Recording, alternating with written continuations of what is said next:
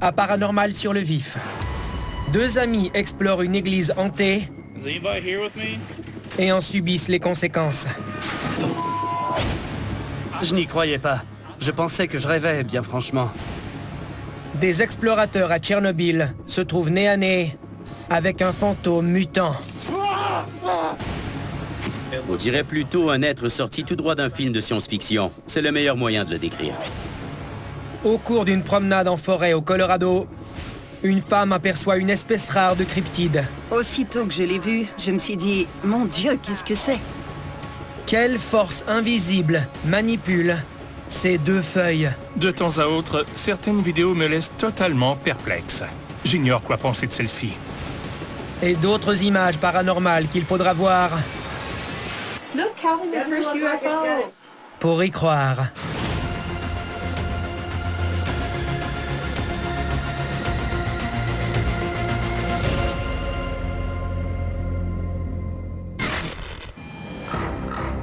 Connaissez-vous les Googouets? Grands, poilus et bipèdes. Ces cryptides sont semblables aux Bigfoot, à deux importantes différences près, leur face canine et leur attitude.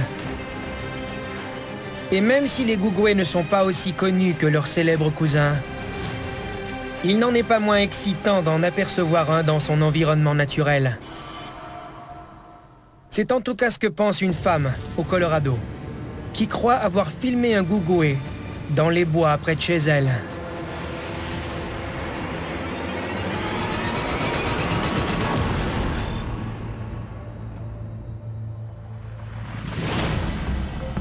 Septembre 2019, dans le comté de Jefferson, au Colorado. Caméra à la main, Christine Kirkwood explore les bois qui entourent sa maison, en quête de créatures qu'elle a entreaperçues à quelques reprises dans le passé.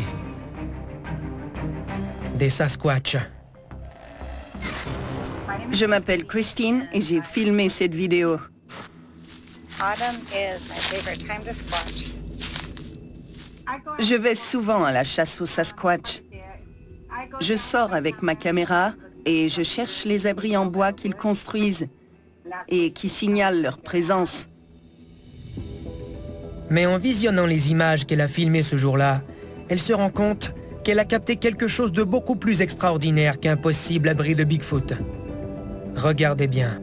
La caméra de Christine balaie la zone. Et là, à côté d'un arbre, une silhouette imposante, immobile, dont le regard est fixé sur Christine. On peut voir sa face ici et sa main, là. Aussitôt que je l'ai vu, je me suis dit, mon Dieu, qu'est-ce que c'est?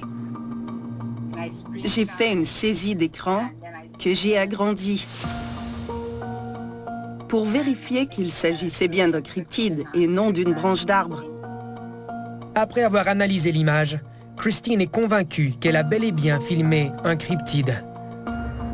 Mais quelle sorte de cryptide? Ça ressemble à des images classiques de Bigfoot. La créature a un comportement classique de Bigfoot. Elle nous regarde de derrière un arbre. Cela dit, la nature exacte de ce qu'on est en train de voir reste incertaine. À mes yeux, la taille et la stature sont celles d'un Sasquatch. Mais la face ressemble plutôt à celle d'un babouin ou d'un loup. Son camouflage est excellent pour se cacher des humains. Si on ne sait pas ce qu'on cherche, on risque fort de ne rien voir. On distingue les traits de la face. On distingue une main sur le tronc de l'arbre. Si j'avais vu cette séquence sans autre contexte, j'aurais conclu que ça pouvait être un Bigfoot. Il est donc possible qu'il s'agisse d'un Bigfoot. Ou peut-être plutôt, comme le croit Christine, d'une créature similaire, mais beaucoup plus rare. Un Bigfoot a une face plutôt simiesque. Celui-ci a des traits différents. Il a un museau court et une face qui ressemble à celle d'un chien. Cette description fait beaucoup penser à un Googoué. En ce qui concerne les Googoués, leur apparence semble très proche de celle des Bigfoot. Ce sont des bipèdes, ils sont couverts de poils ou de fourrure. Mais leur face est très différente. Ils ont un museau plus allongé, des dents qui ressemblent à celles des chiens. Le Gugwe est parfois décrit comme un cousin plus agressif du Bigfoot et aussi plus proche du chien, ce qui rappelle les légendes du nord des États-Unis au sujet des hommes-chiens. Ils ne sont pas comme les inoffensifs Bigfoot que certains disent avoir vus et connaissent.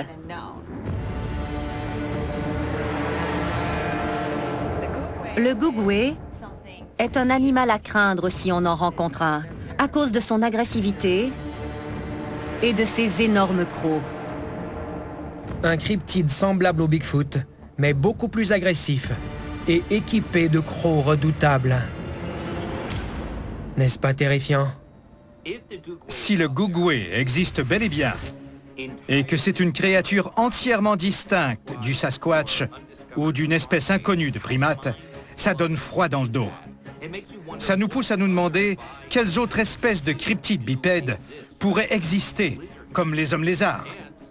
Et je m'interroge sur notre position dans la chaîne alimentaire. Aussi glaçante que soit cette pensée, Christine affirme ne pas craindre les Gugwe. À son avis, tout dépend de la manière dont on aborde ces créatures. Il faut s'approcher d'eux avec amour. S'ils sentent notre amour, ils ne nous toucheront pas. Leur offrir des présents ne peut pas nuire non plus. Je mets de jolis cailloux dans mon sac à dos et je les laisse sur place comme cadeau. Ils savent que ça vient de mon cœur, que c'est un geste d'amour. Si vous décidez d'aller à leur rencontre, vous serez surpris par ce que vous trouverez. Sous les apparences, elle était louangée, se cache une autre histoire. C'est des monstres, ces deux gars-là. Les gens tombaient des nues. C'est comme un film. Démasqué, vendredi 20h30, à Canal D. Le 26 avril 1986, un réacteur nucléaire de Tchernobyl explose. La quantité de radiation émise suffit à rendre la région environnante inhabitable pendant au moins 20 000 ans. Dans la foulée de la catastrophe, l'Union soviétique crée la zone d'exclusion de Tchernobyl, qui vise à restreindre l'accès à la région touchée, afin d'assurer la sécurité de la population. Il arrive toutefois que certaines personnes s'aventurent dans la zone en question. Quand elles le font, des phénomènes étranges et terrifiants se produisent. Comme peut en témoigner un intrépide explorateur ukrainien qui a tenté de camper une nuit dans une maison abandonnée de la ville et qui l'a vivement regretté. «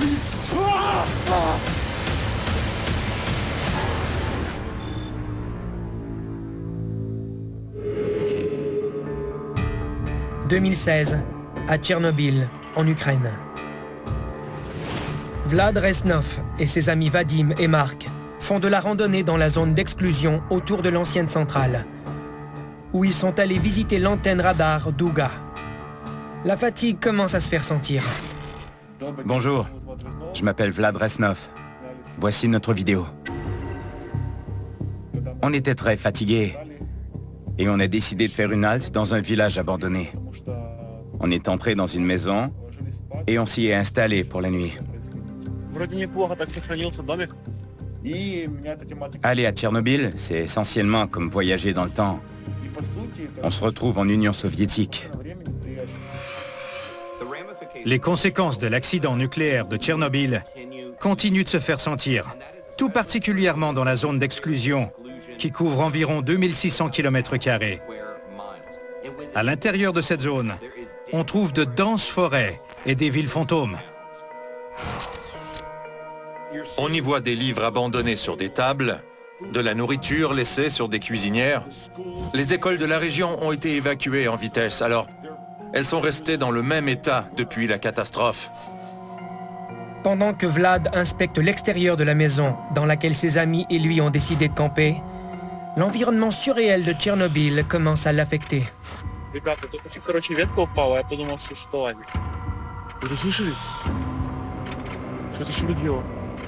On avait peur, parce que c'était Tchernobyl, et parce que je sais que toutes sortes d'animaux et d'autres créatures y vivent.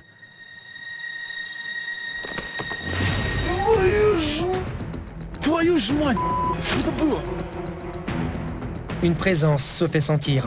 Les trois amis courent donc s'abriter dans la maison.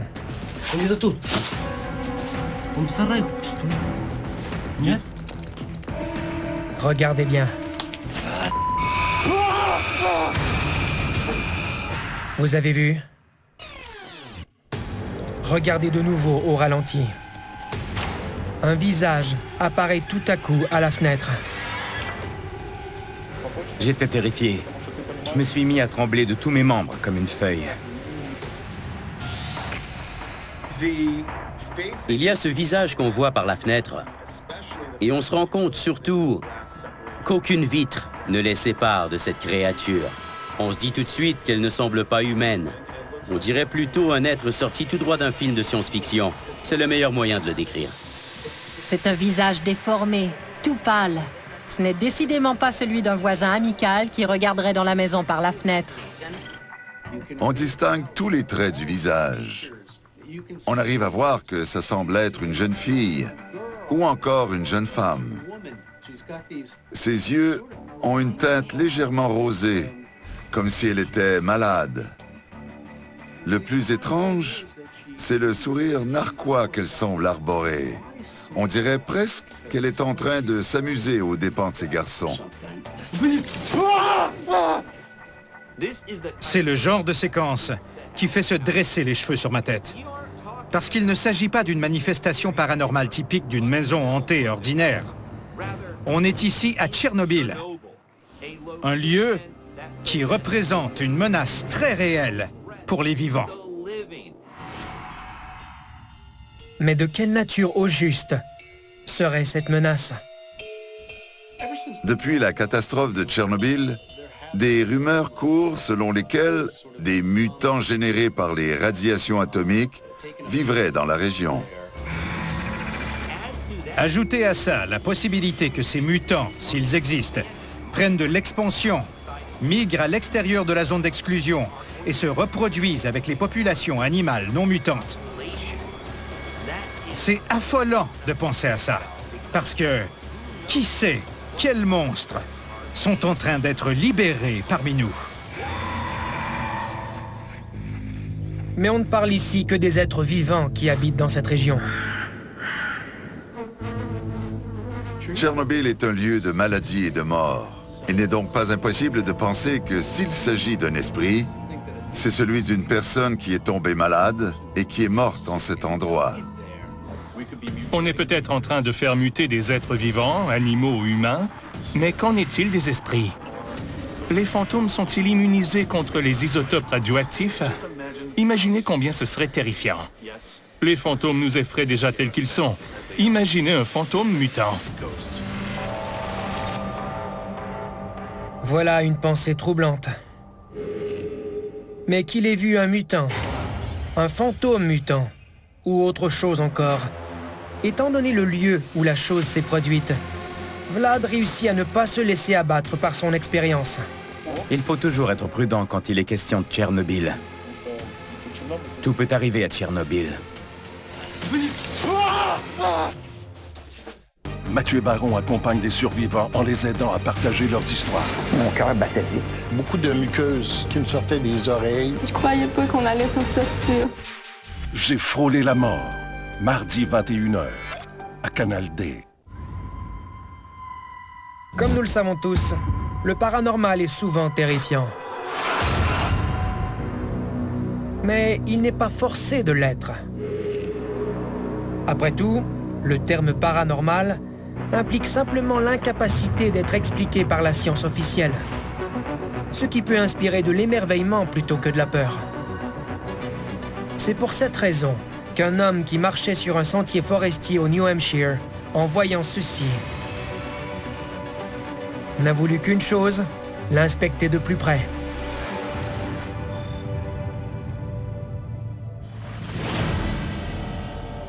Octobre 2021, à Newport, au New Hampshire. Mike Mahoney se promène en forêt avec son jeune fils Owen. Tout à coup, il aperçoit quelque chose de vraiment étrange. 2 feuilles d'arbres sont en train de tomber lentement jusqu'à terre. Et tout à coup, elles s'arrêtent en plein vol avant d'atteindre le sol. Fasciné, Mike s'approche autant qu'il le peut, mais ne découvre aucune explication logique au phénomène. Puis, les feuilles poursuivent tout simplement leur chemin, laissant Mike totalement perplexe.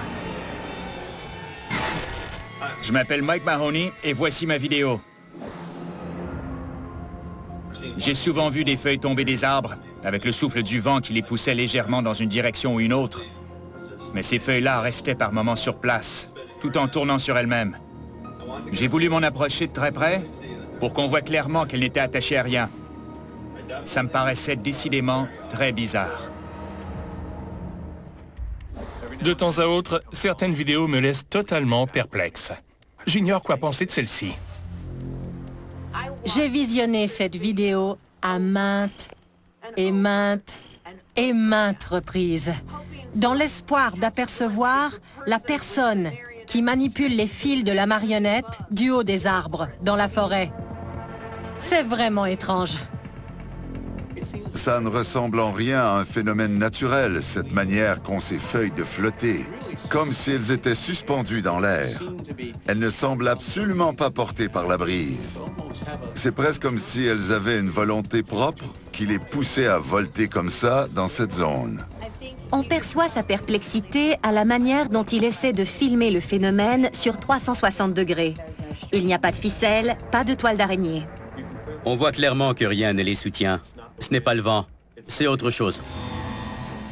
Mike est d'avis que cette autre chose pourrait bien n'être pas de ce monde. À mes yeux, ça ne peut être que paranormal. Parce que je suis incapable d'expliquer pourquoi ces feuilles flottaient dans les airs comme ça. Si ces feuilles sont manipulées par une force invisible, il faut peut-être y voir l'action du fantôme d'un être humain en quête d'une interaction avec ces personnes. Je sais que les esprits préfèrent en général manipuler des objets légers, parce que ça leur demande une moins grande énergie de manipuler ce genre d'objet. Il y a aussi la possibilité qu'il s'agisse d'un esprit de la nature, un esprit élémentaire qui résiderait dans les feuilles elles-mêmes, qui serait conscient et se comporterait de cette manière, manifestant sa présence en faisant bouger ces feuilles. Ça me fait penser aux histoires sur les Bigfoot cachés, les Bigfoot invisibles, qui peuvent disparaître devant nos yeux. Il y a aussi les légendes du nord-ouest du Pacifique, au sujet d'adolescents qui doivent accomplir certains rituels pour devenir adultes. Un de ces rituels consiste à devenir invisible devant un être humain, de manière à pouvoir bouger les bras et les mains devant son visage sans être vu. Ici, on a un être humain qui marche dans un sentier. Il se retrouve devant des feuilles qui flottent dans les airs. On dirait presque que quelqu'un qu'on ne voit pas les tient et les fait se déplacer, comme pour attirer le marcheur le long du sentier. C'est une vidéo extraordinaire, parce qu'on n'a aucun moyen satisfaisant de l'expliquer. C'est peut-être l'élément le plus important à retenir, même s'il ne s'agit pas d'un fantôme, d'un esprit élémentaire ou d'un Bigfoot invisible. En tant que folkloriste, j'ai une définition toute simple de ce qu'est le paranormal ou le surnaturel. C'est ce qui dépasse ce qu'on sait du monde naturel. C'est une explication assez large. C'est aussi une définition mouvante, parce qu'on en apprend chaque jour davantage au sujet du monde naturel et de son fonctionnement. Parfois, certaines choses qui semblaient surnaturelles deviennent ainsi naturelles. Un phénomène comme celui-ci, qu'il soit dû au géomagnétisme, à une entité spirituelle ou à une autre dimension, est par définition surnaturel. Et selon cette logique, le surnaturel est omniprésent. Ça confirme ce que je dis toujours. Les lieux hantés sont innombrables. On n'est pas dans un asile abandonné, ni dans une auberge hantée, mais dans un sentier au milieu des bois. Cet homme se promène avec son fils. Il n'est pas en train d'investiguer, d'entrer en contact avec le monde des esprits. Pourtant, le monde des esprits entre en contact avec lui. La voiture qui va avoir à courser contre celle-là. Ouf. Moi, je prends pour toi. Les génies de la vitesse, samedi 19h30, à Canal D. Quand on a affaire au paranormal, avoir peur fait partie du jeu. C'est d'ailleurs précisément ce que certains recherchent, en s'entêtant à explorer ce domaine. Mais prenez garde. À force de se frotter au paranormal encore et encore, on finit par se faire remarquer. Et c'est alors que les choses deviennent vraiment terrifiantes. Comme peuvent en témoigner deux amis de Caroline du Sud, qui sont retournés à maintes reprises explorer la même église, jusqu'à ce que quelqu'un ou quelque chose les force à arrêter. Dude, it's a candle.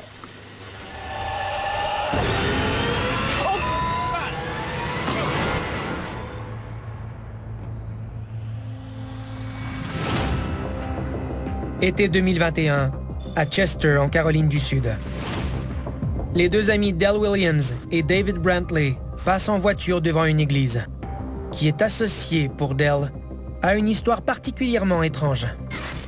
Je suis Dell. Je suis David, et voici notre vidéo. Quand j'étais plus jeune, la région a été balayée par un ouragan. Notre ville a été particulièrement touchée. Ma mère et mes grands-parents se sont dit qu'on devait aller à l'église et s'y mettre à l'abri. J'étais couché là, essayant de dormir, et j'ai senti comme un pied, ou quelque chose du genre, faire une pression à côté de ma tête. Tout de suite, j'ai pensé que c'était mon frère qui voulait me jouer un tour. Alors j'ai immédiatement lancé mon bras vers sa jambe, mais mon bras n'a rencontré que le vide avant de frapper le mur. J'ai aussitôt eu un mouvement de recul. Pris de panique, j'ai regardé avec ma petite lampe de poche, mais il n'y avait absolument rien. Dell finit par calmer sa peur. Mais l'incident reste ancré dans sa mémoire. Des rumeurs circulaient parmi les enfants qui fréquentaient l'école du dimanche. Leurs parents disaient que des rituels avaient lieu dans cette église quand ils étaient jeunes, et même avant, selon certains. C'est pourquoi cette nuit-là, quand ils passent devant l'église et repèrent quelque chose d'étrange, David et Dell jugent nécessaire d'aller y voir de plus près. On savait qu'il n'y aurait pas dû y avoir de la lumière dans l'église. On a donc arrêté la voiture pour aller investiguer. Mais quand ils s'approchent... Dude, it's a candle.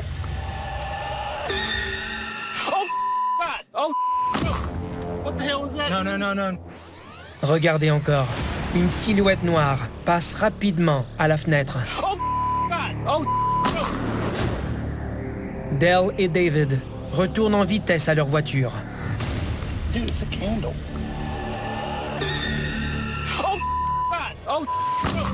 What the hell was that? Non. J'ai d'abord cru que c'était un fantôme. Mais ensuite, j'ai vu que ça semblait être une personne coiffée d'une cagoule. J'ai dit « partons ». Heureusement, le moteur de la voiture roulait toujours. On a filé.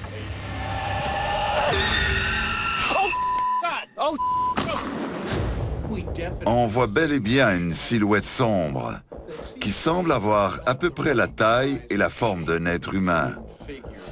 Elle n'est pas immobile, mais elle se déplace dans l'espace même où se trouve la lumière.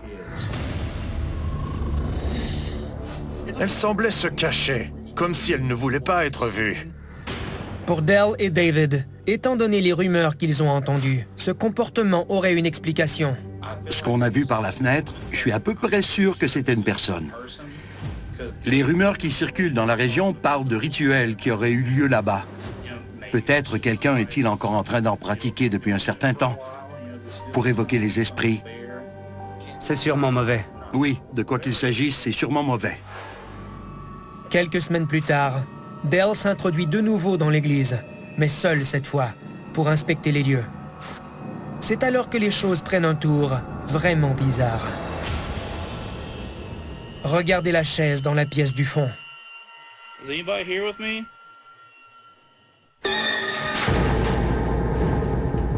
What the chair? D'après l'angle de vue de la vidéo, on dirait bel et bien que la chaise est violemment tirée vers le côté. Et ça se produit en réponse aux questions de l'enquêteur. En voyant cette chaise reculer comme ça toute seule, comme si elle invitait l'enquêteur à pénétrer dans la pièce, on comprend tout de suite que c'est du sérieux. Somebody in here messing with me? On est comme paralysé. Soit on fuit, soit on fait face. Sur le coup, on est paniqué, terrifié. On se jure de ne jamais remettre les pieds là. Puis on se dit que c'était quand même excitant. Assez excitant pour retourner sur les lieux quelques semaines plus tard, de nouveau en compagnie de David. Désormais, on savait qu'il y avait là une présence. On lui a donc demandé avec plus d'insistance de se montrer. We know that you're in here. And you know that we know that you're in here. You're messing with us and we're not leaving. Regardez la porte à la droite de l'image.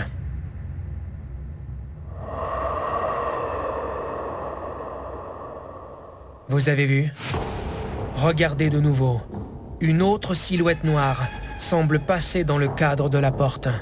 Quelques minutes à peine, après que Dale et David lui ont demandé de se montrer. On voit l'ombre passer dans le fond à droite. On ne l'a vu qu'après coup, en faisant le montage. Les deux séquences qu'on voit sur vidéo sont très claires. Celle qui a été filmée de l'extérieur est incontestable. Une silhouette est passée devant la fenêtre. On la voit clairement. Mais s'agit-il d'une personne qui se cache à l'intérieur, peut-être avec l'intention d'accomplir quelque sombre rituel, ou d'une présence paranormale, une figure d'ombre ou une apparition quelconque? Les deux hypothèses sont également plausibles. On avait exploré cette église de fond en comble. C'est ce qu'on a l'habitude de faire. On explore entièrement les lieux dans tous les recoins, même après des centaines de visites. Alors oui, je crois pouvoir dire que ce n'était pas une personne. Pas du tout. Que ce soit ou non une personne, les deux garçons cessent de chercher à le savoir. Parce que la chose, croit-il, finit par les suivre jusque chez eux. Ça a commencé par des bruits de coups, au point où j'ai cru que des voleurs essayaient de s'introduire dans ma maison. Je devenais vraiment inquiet pour la sécurité de ma famille. Puis, j'ai compris que c'était sans doute quelque chose qui venait de l'église. Toute action entraîne une réaction. Si vous entrez dans un lieu et perturbez des esprits qui ont l'habitude qu'on les laisse en paix, vous vous les mettrez à dos et vous risquez de voir apparaître ce genre d'activité. Surtout si votre peur leur fournit de l'énergie. Ils vont se fixer à vous, revenir à la charge et vous suivre. C'est une preuve de plus que ces garçons n'ont pas affaire à une force bienveillante. Heureusement, une fois que Dale et David arrêtent d'aller explorer cette église, l'activité à leur domicile, pour l'essentiel, s'arrête aussi. Entre-temps, toute cette expérience leur impose une conclusion sans équivoque. Cette église est hantée, c'est ce que je pense. Elle est totalement hantée. Ça résume bien les choses.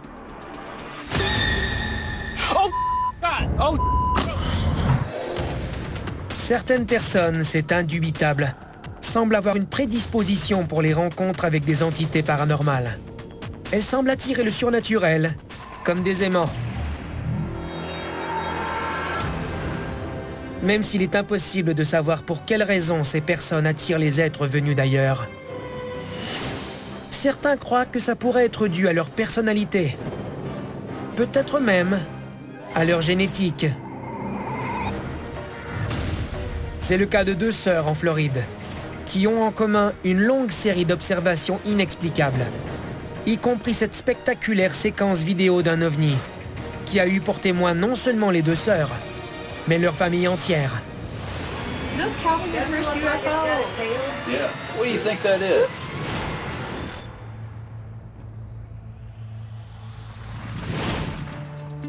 « 29 décembre 2003, à Baton Rouge, en Louisiane.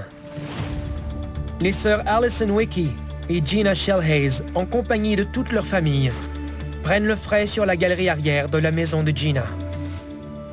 Tout à coup, dans le ciel au-dessus de leur tête, apparaît un objet insolite.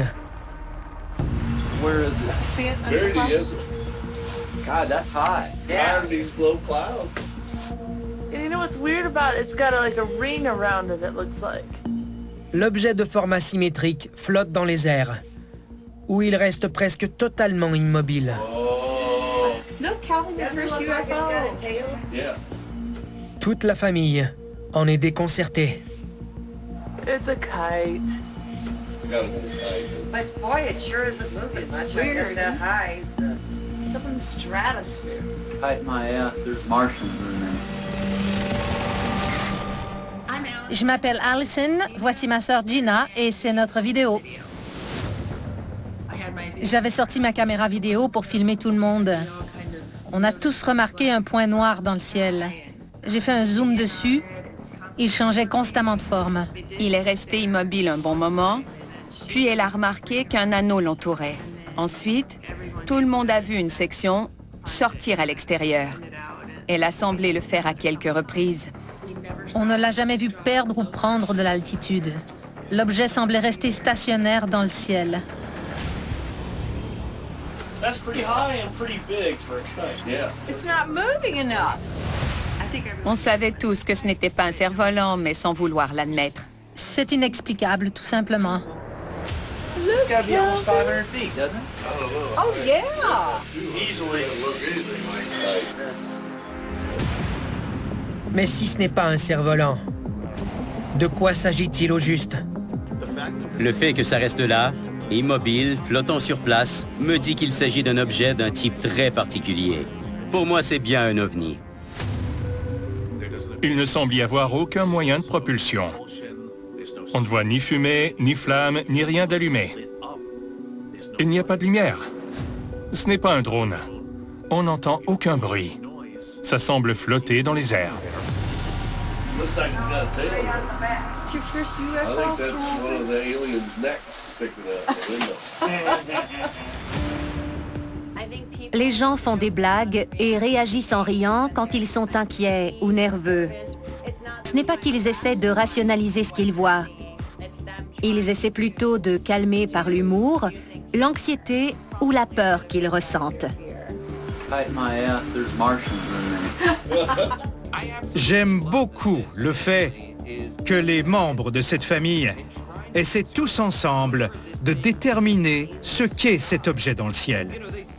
On dit qu'il ne faut jamais parler de politique ou de religion dans les réunions familiales. Mais les ovnis, pas de problème. Dans cette famille, d'ailleurs, le thème des ovnis revient souvent. Pour Allison et Gina, en effet, il ne s'agit pas d'une première expérience du paranormal. Bien au contraire. On est très proches toutes les deux et on se raconte tout depuis toujours. On a vu... Bien des choses depuis notre enfance. Oui, on a vu beaucoup de choses toute notre vie. Et notre famille a une longue habitude des ovnis. Notre grand-père en a vu un, c'est clair. Il avait combattu pendant la Deuxième Guerre mondiale. Il n'avait rien d'un farceur. Et il a vu un ovni. Et encore aujourd'hui, on voit beaucoup de phénomènes surnaturels, toutes les deux. Elle et moi, oui. C'est étrange. Toute notre famille était réunie ce jour-là. C'était la première fois qu'elle l'était depuis la naissance de mon fils. Avec notre habitude du surnaturel, on s'est dit que quelqu'un rendait visite à notre famille. What do you think that is? Quelle que soit la chose qu'elles ont vue dans le ciel à Baton Rouge ce jour-là, Allison et Gina se réjouissent d'avoir pu vivre cette expérience ensemble. Ça a renforcé nos liens familiaux. On était à peu près tous là. Ça fait longtemps, mais c'est super, parce que c'était très clair et on l'a tous vu ensemble. C'est ce qui rend ça spécial pour nous. Look, Calvin, your first UFO. Yeah. It's your first I UFO. think that's one of the aliens' necks sticking out. Les lundis, plongés au cœur de l'inexplicable. Cette vidéo est clairement truquée. La preuve est là, quelque part. Il avait jeté les bases d'une catastrophe en devenir. Je me demande encore pourquoi autant de gens ont trouvé la mort ici. Oh wow, c'est un véritable désastre. Les lundis sciences, dès 20h, à Canal D. Vous avez sans doute déjà entendu dire que les esprits intelligents peuvent vous suivre jusque chez vous depuis un lieu hanté et semer le chaos là où vous vous sentez le plus en sécurité.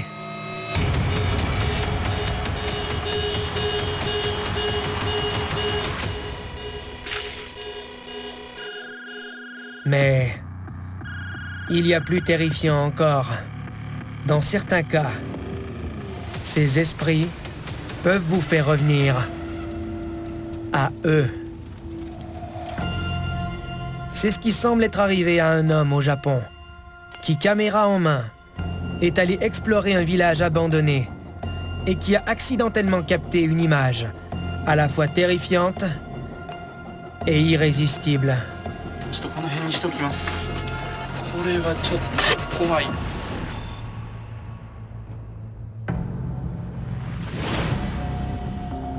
2015, dans la région du Kanto, au Japon. Un homme appelé Takeda est en train d'explorer une maison dans un village abandonné.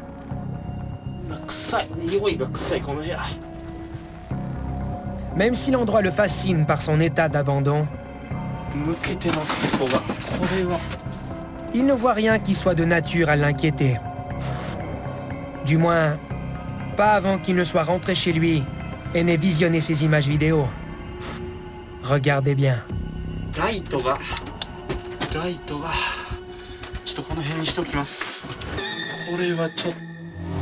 Vous avez vu? Regardez de nouveau au ralenti. Quand la caméra de Takeda balaie une fenêtre, un visage pâle apparaît qui le fixe directement.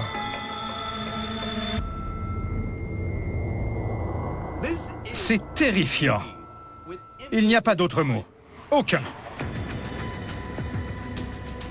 L'image qu'on voit là, surtout en arrêt sur image, est tout simplement glaçante. C'est difficile à décrire. Une impression incroyablement étrange s'en dégage. J'en ai eu la chair de poule. C'est un visage qui semble aussi humain et aussi vivant qu'on peut l'être. Mais l'endroit où il se trouve exclut qu'il puisse s'agir d'une personne vivante. Il semble presque coincé entre deux murs. L'être en question semble agité. On a l'impression qu'il cherche à appeler à l'aide. Son expression n'a rien de joyeux. Peu importe ce que l'être est en train de faire, dès que Takeda le voit, il est fasciné.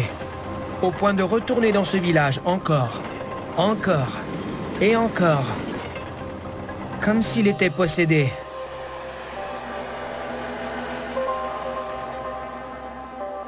J'ai vu ce genre de choses se produire tout au long de ma carrière. Moi-même, ça m'est arrivé de visiter un lieu et de rester accro.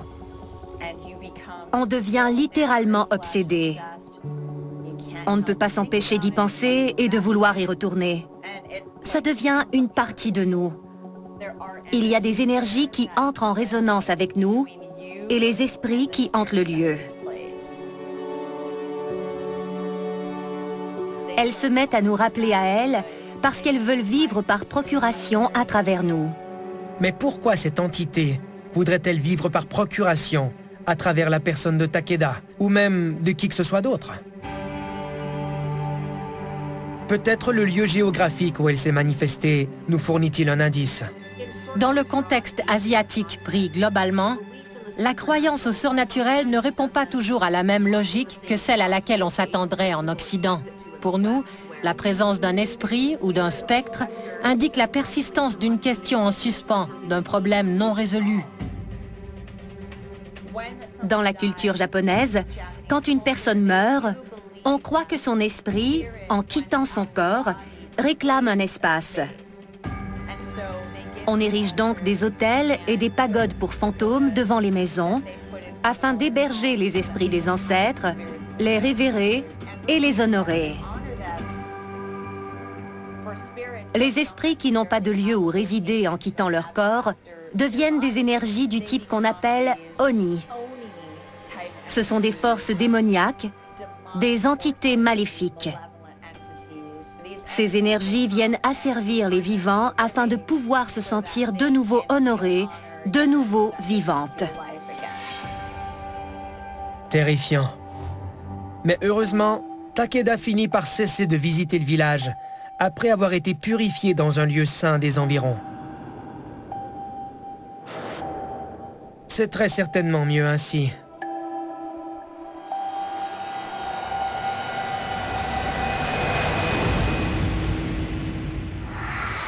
Que faire si vous êtes témoin d'un phénomène paranormal?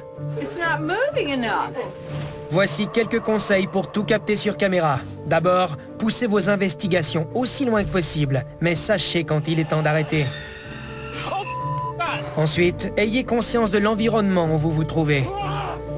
Enfin, approchez-vous du phénomène d'aussi près que vous le pouvez.